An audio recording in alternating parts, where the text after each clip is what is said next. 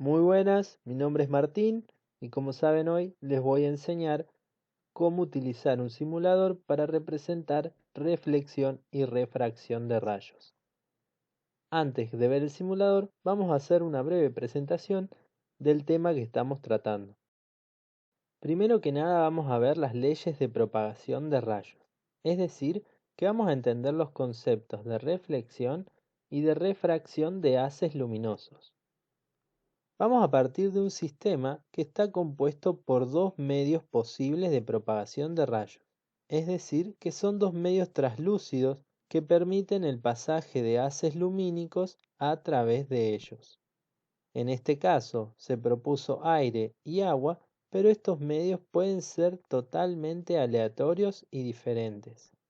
Comencemos con el rayo incidente, que es el generador de estos dos fenómenos.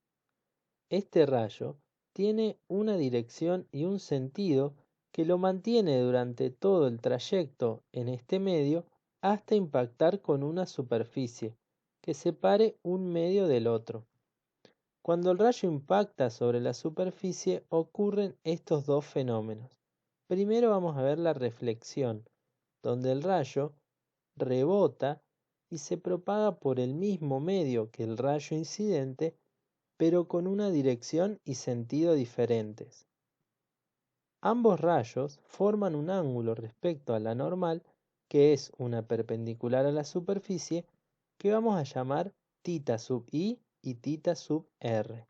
El otro fenómeno que evidenciamos es la refracción, donde el rayo, una vez que impacta sobre la superficie, la atraviesa y se propaga por el siguiente medio de propagación, pero ha sufrido una desviación, de modo que el ángulo de inclinación ya no será el mismo que el ángulo incidente. El 100% de mi rayo incidente va a experimentar alguno de estos dos fenómenos, de modo que si el 30% de mi rayo es reflejado, tendré sí o sí que el 70% sea refractado. Ninguna porción de mi rayo incidente se va a perder luego de impactar sobre la superficie. Estos rayos respetan tres leyes de propagación de rayos. La primera es que tanto el rayo incidente como el reflejado y el refractado se encuentran dentro de un mismo plano. Es decir, que si el plano fuese mi pantalla, tendré que ninguno de los tres rayos va a ser saliente hacia la pantalla o en dirección hacia mí, o se encuentre hacia adentro de la pantalla o en dirección contraria. De modo que todo se va a mantener dentro de este mismo plano de dos dimensiones. La segunda ley involucra tanto al incidente como al rayo reflejado y tiene que ver con los ángulos de inclinación que forman respecto a la normal. La ley nos dice que este ángulo incidente y el ángulo reflejado son exactamente iguales, de modo que mi normal va a reflejar una simetría entre estos rayos, con la diferencia que ambos tienen direcciones diferentes. Sin importar el medio de propagación, tendré que esta ley siempre se va a cumplir. Pasemos entonces a la tercera ley de propagación, que ahora involucra al rayo incidente y al rayo refractado. Como bien dijimos, el ángulo incidente, luego de atravesar la superficie, se va a modificar, ya que el rayo incidente se desvía al atravesar al medio 2. Esta desviación se rige bajo una ley que vamos a llamar la ley de Snell, la cual establece una relación entre este ángulo incidente y el ángulo refractado. La relación es n1 por seno del ángulo incidente será igual a n2 por seno del ángulo refractado, donde n1 y n2 son los índices de refracción que son propios de cada uno de mis medios de propagación. En el simulador nos va a ofrecer diferentes medios de propagación y cada uno tendrá un índice de refracción diferente. Este índice es adimensional, ya que el índice se calcula como un cociente entre dos velocidades. la velocidad de propagación de la luz en el vacío y la velocidad de propagación en el medio que estamos trabajando. En el simulador vamos a poder cargar un ángulo de incidencia, que en este caso va a ser el ángulo del rayo verde. Podemos ver que para un cierto ángulo de incidencia tendré que el ángulo de reflexión es el mismo y que el ángulo de refracción sufre una leve modificación, que va a estar dado por la ley de Snell.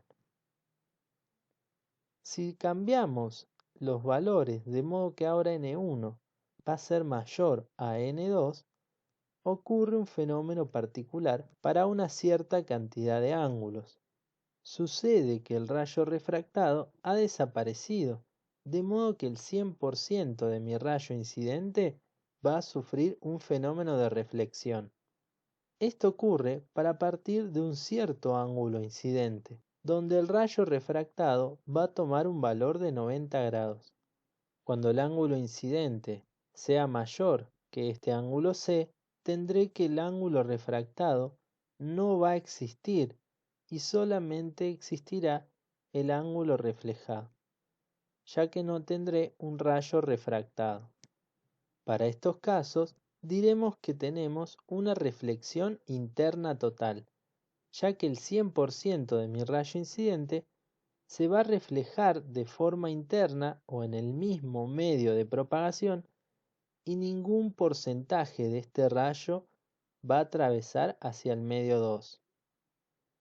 Este ángulo C se le conoce como ángulo crítico y lo podemos calcular, según la ley de Snell, reemplazando el seno del ángulo refractado por 90 grados, punto donde el cual el seno del ángulo refractado va a valer 1. Pasemos entonces a la simulación. Nos encontramos ahora en la simulación. El enlace se los dejaré en la descripción del video. Podemos ver que podemos cambiar los medios de propagación de forma aleatoria. Para esta experiencia de laboratorio vamos a trabajar con un medio de aire inicialmente y un medio de agua. Podemos ver que la simulación nos propicia un ángulo de incidencia negro, un ángulo de reflexión azul y un ángulo de refracción rojo. Vamos a modificar manualmente el ángulo de incidencia y el objetivo será que comparen el ángulo incidente con el ángulo refractado.